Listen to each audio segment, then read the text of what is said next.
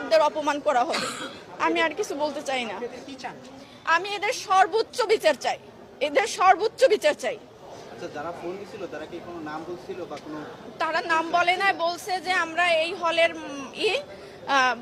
এইখানে এটা হলো ফজলুল হক হল। হ্যাঁ, টাকা ওরে মানে ওরা ধরছে, এখন ওরে টাকা দিয়ে সারাই নিতে হবে। তখন 11:30 বাজছে, আর আমি মেয়ে মানুষ, আমি কিভাবে টাকা দিই? আমি বলছি যে দেখেন, ও যদি কোনো অন্যায় করে থাকে, যদি কারোর থেকে খাবার নিয়ে থাকে বা কারোর সাথে অন্যায় করে থাকে, আপনারা না মাইরে ওরা পুলিশের কাছে দিয়ে দেয়। ওনারা বারবার বলতেছিল ও যে পাগল, তাহলে